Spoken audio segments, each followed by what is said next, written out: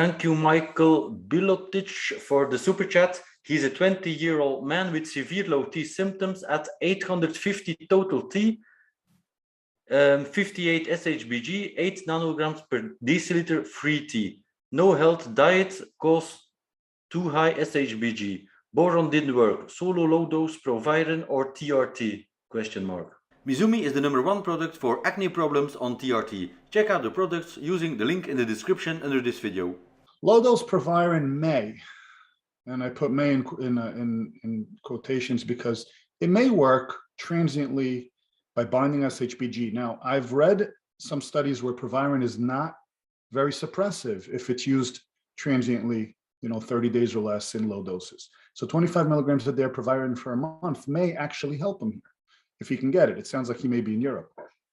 But if you want some non-pharmacological interventions, avoid alcohol, avoid acetaminophen, avoid NSAIDs, get quality sleep, hydration, eat a balanced diet of all 3 macronutrients. You've mentioned boron, get back on it, add in some stinging nettle root, and take care of your liver. Add in some NAC or some glutathione, and give that a run for about 6 to 8 weeks and reassess your SHBG. And if you can marginally impact it, 15%, you may do a little better.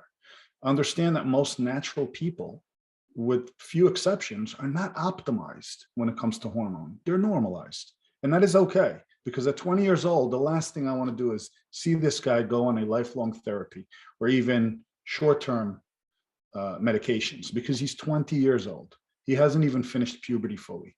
Give yourself a fighting chance to grow and thrive, and just avoid any and all. It's great to educate yourself at this point, but please give yourself solid 15 or 20 years before you revisit anything.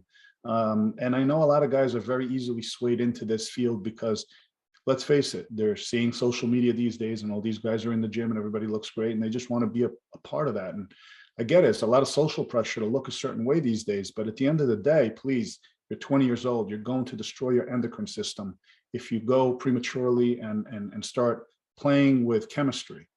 And you're going to be miserable for it for the rest of your life. So just please delay it, avoid it, educate yourself, but sit on the sidelines and do everything in your power to just enjoy your life and don't think about it too much. Sometimes when we engulf ourselves in a specific topic, we start to find signs and symptoms that generally don't exist, or we start to blame everything that goes wrong in our life on a particular thing because we've read 30 other guys on Facebook claim that they've had the same symptom and this must be the reason for it.